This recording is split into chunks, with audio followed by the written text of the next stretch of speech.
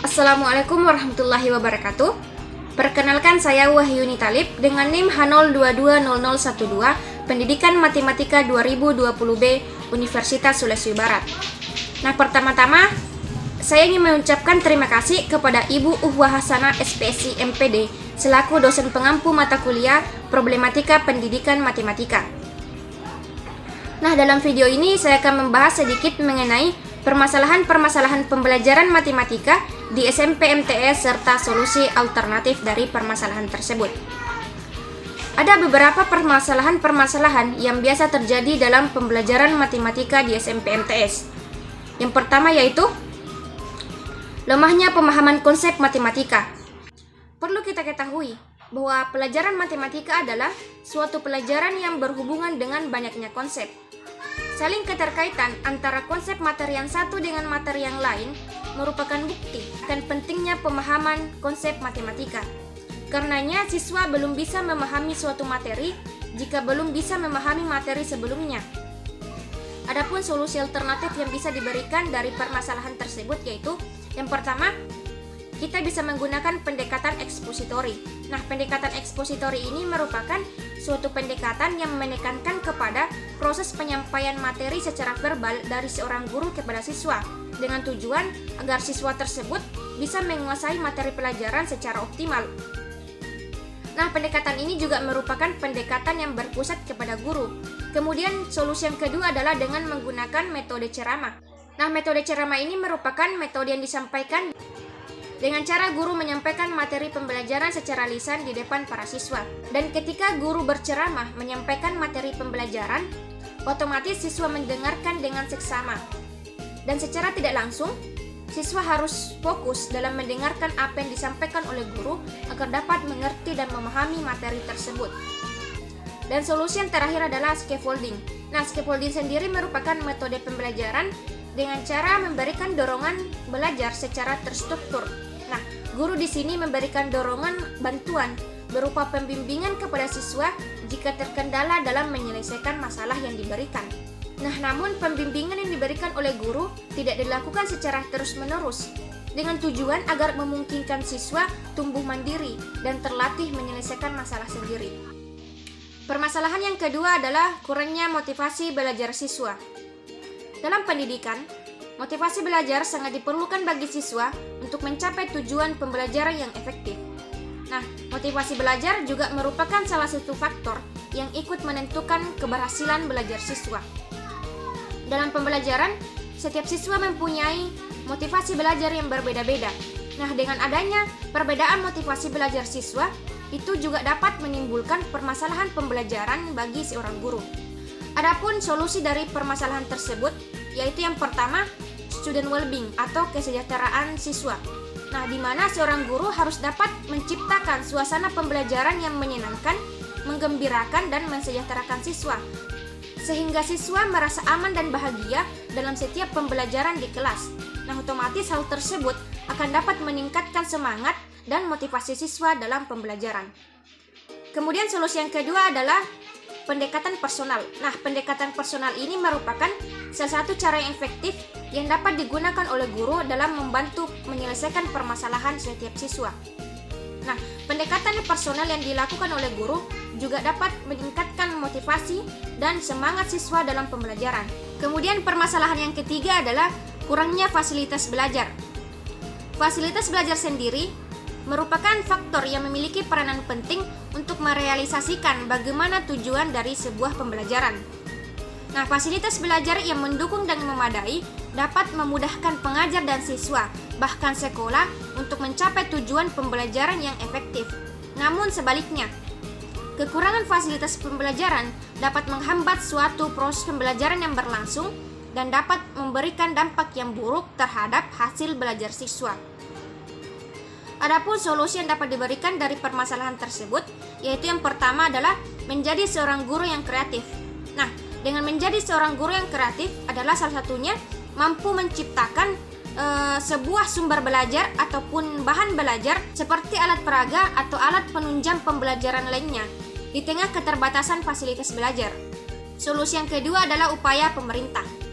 Pemerintah harus memperhatikan sarana dan prasarana yang ada di sekolah di daerah masing-masing, apakah ada kekurangan atau kerusakan. Dan solusi yang terakhir adalah upaya sekolah dan orang tua.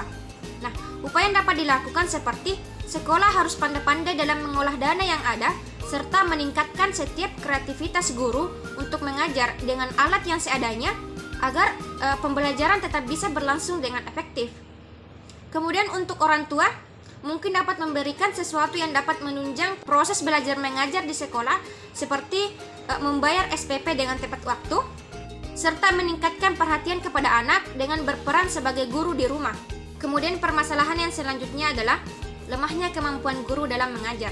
Nah, lemahnya kemampuan guru dalam mengajar adalah ketidakmampuan seorang guru dalam menyampaikan materi pembelajaran, seperti penguasaan materi pembelajaran dan memilih metode yang tepat untuk pembelajaran agar lebih efektif dan efisien. Nah, adapun solusi yang dapat diberikan dari permasalahan tersebut adalah yang pertama, melanjutkan pendidikan ke jenjang yang lebih tinggi. Nah, dengan melanjutkan pendidikan ke jenjang yang lebih tinggi, seorang guru akan dapat meningkatkan setiap kompetensi yang dimilikinya. Kemudian solusi yang kedua adalah aktif mengikuti kegiatan KKG atau kelompok kerja guru dan komunitas guru.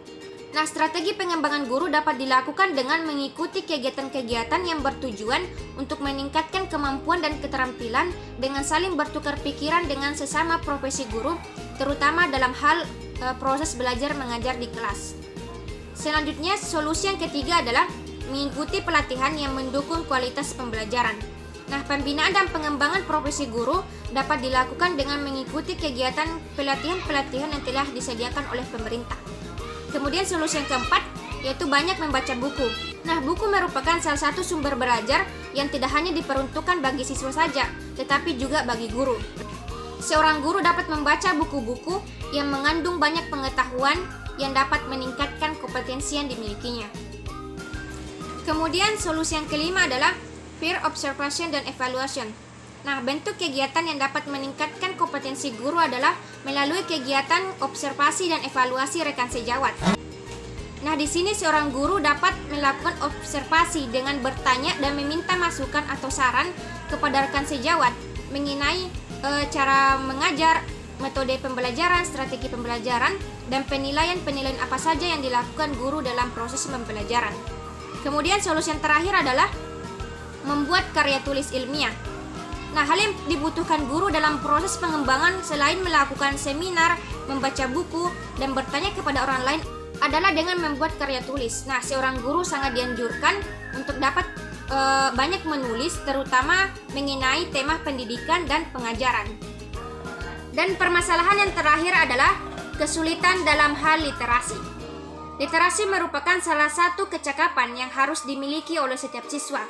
Adapun dalam hal literasi matematika pada dasarnya adalah simbolis. Oleh karenanya, kesulitan siswa dalam bahasa atau membaca dapat berpengaruh terhadap kemampuan di bidang matematika, terlebih khusus dalam hal literasi matematika. Yang pertama yaitu menumbuhkan kesadaran akan pentingnya membaca. Nah, hal pertama dan utama yang harus dilakukan guru untuk meningkatkan kemampuan literasi siswa yaitu menumbuhkan kesadaran akan pentingnya membaca, di mana siswa yang awalnya tidak suka membaca menjadi menyukainya, atau bahkan menjadikan membaca sebagai suatu kebiasaan baru. Dan solusi yang kedua yaitu membaca 10 menit sebelum kegiatan belajar mengajar dimulai. Nah, di sini guru perlu menerapkan sebuah peraturan yaitu membaca materi 10 menit sebelum kegiatan belajar mengajar berlangsung. Dengan begitu, siswa dapat mengetahui gambaran umum dari materi pembelajaran yang akan dibahas oleh guru. Solusi yang ketiga adalah mengoptimalkan peranan perpustakaan. Nah, perpustakaan sekolah memiliki peranan penting untuk meningkatkan literasi siswa. Sebagai salah satu contoh, ketika pembelajaran berlangsung, guru bisa membuat kunjungan ke perpustakaan bersama siswa, kemudian menyuruh siswa untuk membaca setiap buku yang mereka sukai di perpustakaan tersebut. Solusi selanjutnya adalah membuat karya tulis. Untuk meningkatkan literasi, siswa bukan hanya disuruh untuk membaca, tetapi belajar menulis, membuat, dan menghargai karya tulis. Sebagai salah satu contoh, ketika pembelajaran berlangsung, guru bisa memberikan tugas kepada siswa untuk membuat karya tulis, kemudian mempresentasikan, dan masing-masing siswa diharapkan saling mengapresiasi atau menghargai karya tulis yang telah mereka buat. Dan solusi yang terakhir adalah membuat komunitas baca. Komunitas baca merupakan sekumpulan orang yang gemar dalam membaca. Nah, ini bisa membantu siswa dalam meningkatkan kemampuan literasi mereka. Dalam pembelajaran, di sini guru bisa membuat komunitas baca dalam kelas dengan membagi siswa ke dalam beberapa kelompok baca. Baik, mungkin itulah tadi penjelasan yang dapat saya sampaikan mengenai permasalahan pembelajaran matematika di SMP dan MTS serta solusi alternatifnya. Lebih dan kurangnya mohon dimaafkan. Terima kasih. Assalamualaikum warahmatullahi wabarakatuh.